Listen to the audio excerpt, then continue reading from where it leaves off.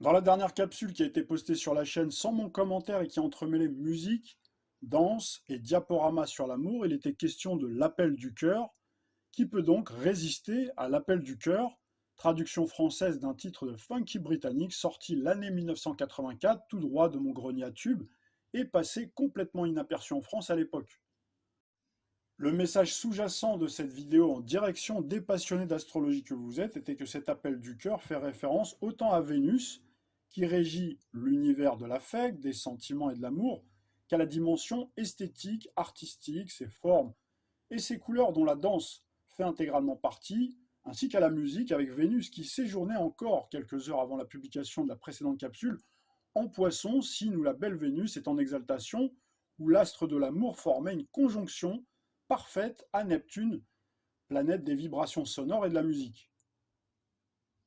Alors vous avez tous noté que Vénus vient de quitter le Poisson le 4 février dernier pour le plus punchy Bélier, et pour marquer cette transition de la douceur vénuso-neptunienne du Poisson vers un caractère beaucoup plus dynamique, beaucoup plus sportif de Vénus, dans le signe de feu du Bélier, j'ai posté des extraits de breakdance, une danse au sol qui nécessite énormément d'énergie, ou encore le locking dance, donc qui est une danse polyrythmique et dynamique pour vous insuffler une pêche d'enfer.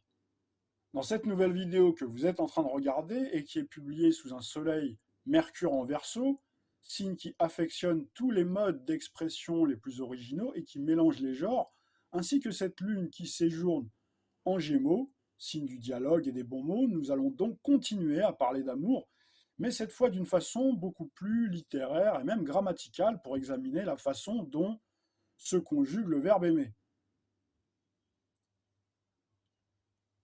L'amour et son verbe aimer ne se conjuguent pas seulement au passé, au présent ou au futur, il se vit, se ressent et s'exprime à chaque instant. Comme le disait si justement Jean Cocteau, le verbe aimer est difficile à conjuguer, son passé n'est pas simple, son présent n'est qu'indicatif et son futur est toujours conditionnel. S'il est vrai qu'il n'y a pas de moment précis pour exprimer son amour et dire à ceux à qui l'on tient qu'on les aime, certaines dates nous rappellent l'importance de ces mots. La Saint-Valentin fait partie de ces instants suspendus où l'amour s'invite dans toutes les conversations et où les cœurs osent s'ouvrir un petit peu plus qu'à l'accoutumée. La Saint-Valentin, je ne vous apprends rien, c'est vraiment le moment privilégié pour déclarer ou renouveler sa flamme à l'être aimé. Là où en revanche cette nouvelle vidéo peut éventuellement vous apporter une valeur ajoutée qui vient tout droit du zodiaque, c'est que chaque signe aussi ont leur mot à dire sur la façon dont chacun conjugue l'amour et son verbe aimer. En effet, chaque signe zodiacal, avec ses forces, ses failles et ses élans, possède, vous vous en doutez, une manière unique d'aimer et d'exprimer leur amour. C'est à ce titre que je vous propose sans plus tarder de nous plonger ensemble dans cette escapade zodiacale où l'astrologie et les sentiments s'entrelacent et s'entremêlent. Nous allons notamment voir ce que pensent les signes du zodiaque de cette célèbre citation de Jean Cocteau et comment ces gardiens des étoiles et des cœurs amoureux, à leur propre manière, façonnent l'art d'aimer à leur image, suivant les énergies cosmiques. Commençons tout de suite par les signes de feu qui vivent l'amour de façon flamboyante. Vous avez parmi eux le signe du Bélier et du Sagittaire qui sont de véritables spécialistes de l'amour qui se conjuguent au participe présent, souvent proactifs, très actifs et même parfois assez expéditifs. Chez ces deux signes, l'amour se vit avec une intensité brûlante, ils aiment dans l'action immédiate et chaque moment est une flamme vive, parfois même un peu trop vive. Vous avez remarqué que parmi les signes de feu, il y en a un qui manque à l'appel, mais on va en parler dans quelques instants. En attendant, on va se tourner du côté des signes de terre, qui vivent généralement l'amour de façon assez solide et parfaite. C'est vrai que les signes de terre de la Vierge et du Capricorne conjuguent quant à eux l'amour exclusivement au plus que parfait. Chaque sentiment est soigneusement pensé, pesé, structuré. Ils recherchent la perfection dans l'attention aux détails, dans les gestes concrets qui parlent plus que les mots. L'amour pour eux n'est pas une impulsion fugace, mais un engagement réfléchi qui doit se construire avec le temps et la rigueur. Tournons notre regard du côté des signes fixes où l'amour est beaucoup plus impératif. Pour les signes fixes du Scorpion et du Lion, l'amour est pour eux un impératif. C'est vrai que l'amour pour ces deux signes du zodiaque ne tolère aucun doute, c'est pourquoi ils se conjuguent à l'impératif, ils vivent les relations amoureuses avec une rare intensité, une exigence de loyauté et de passion sans concession. L'amour est une force qui commande et exige d'être respectée sans demi-mesure. Leur manière d'aimer est dominatrice et charismatique, mais attention aux éclats de voix et leurs emportements légendaires, leurs coups de griffe ou la piqûre mortelle à action lente lorsqu'on tente de s'écarter de la ligne de conduite fixée. Quant au signe du Verseau, qui est le signe vedette de cette période de la Saint-Valentin, qu'il est encore plus cette année 2025 avec ce soleil qui met en évidence Pluton, qui est la planète de la passion, c'est vrai qu'avec les Verseaux, l'amour se vit à titre indicatif.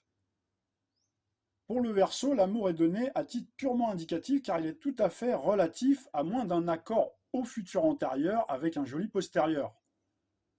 Pour le Verseau, l'amour est avant tout donc un concept indicatif et bien souvent relatif. L'amour se vit dans la fulgurance et la fugacité du moment, dans le respect de l'indépendance de chacun, sans pression ni attente excessive qui empiéterait sur l'espace de liberté d'autrui.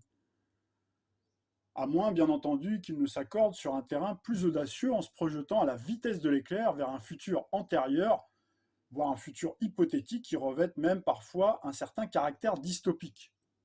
La relation amoureuse bascule alors en une fraction de seconde dans une toute autre dimension et devient alors une expérimentation sociale, voire de crédit social, dans une aventure qui entremêlera, dans ses interactions humaines, les moyens de communication les plus modernes et les plus sophistiqués. Le Verseau, vous le savez, est souvent à l'avant-garde des tendances de demain dans la façon d'exprimer ses sentiments et de vivre l'amour de façon intemporelle. Portons notre regard maintenant du côté des natifs des signes d'eau, où l'amour se vit de façon inconditionnelle. C'est vrai que pour les signes d'eau, notamment du Poisson, l'amour se conjugue à l'inconditionnel présent, passé ou futur, alors que pour le Cancer, aimer est au passé pas si simple, et parfois même au passé composé ou antérieur, pas toujours pour son plus grand bonheur d'ailleurs. Les Poissons vivent l'amour, nous le disions à l'instant, à l'inconditionnel passé, présent et futur. L'amour traverse le temps avec eux, sans perdre de son intensité. Leur dévouement est total, parfois au point même de l'abnégation. Alors que pour le Cancer, l'amour est beaucoup plus nostalgique, il se conjugue souvent au passé composé ou même à l'antérieur, car ce signe est ancré dans ses souvenirs et les émotions qui l'ont profondément marqué, avec une pointe de mélancolie. Et que dire des signes vénusiens où l'amour est leur affaire? L'amour est dans tous ses états. C'est vrai que pour les signes vénusiens, terriens notamment du Taureau et aériens de la Balance, le verbe aimer se conjugue à tous les modes. Donc il y a le mode personnel comme l'indicatif, qui comprend également le subjonctif, l'impératif ou le conditionnel.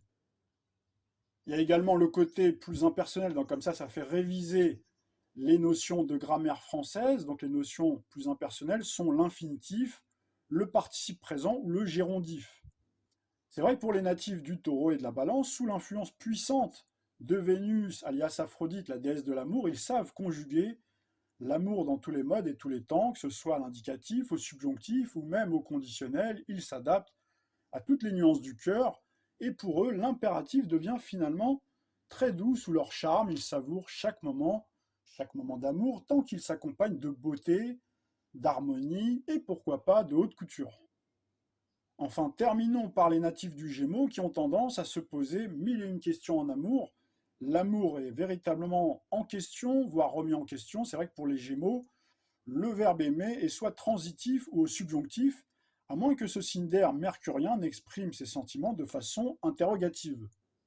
Toujours curieux, le Gémeaux est toujours en mouvement, il cherche à comprendre, à expérimenter, à explorer les multiples facettes du verbe aimer, mais attention, leur amour est souvent transitif, jamais vraiment fixe, un jour ici, demain il est ailleurs, toujours en quête d'une nouvelle nuance à découvrir. Pour conclure cette vidéo, je dirais que chaque signe du zodiaque, à sa manière, raconte l'histoire de l'amour à travers sa propre grammaire céleste, et comme le disait si bien Jean Cocteau, l'amour, dans toutes ses conjugaisons, reste un exercice infiniment complexe, mais aussi profondément beau. Et vous, chers amis, comment conjuguez-vous le verbe aimer? N'hésitez pas à me dire dans l'espace commentaire comment vous, avec votre signe zodiacal, ainsi que tous les éléments qui composent votre thème astral, comment vous avez tendance à conjuguer le verbe aimer au quotidien. Je vous souhaite une joyeuse Saint-Valentin 2025 et je vous dis à très vite pour d'autres aventures.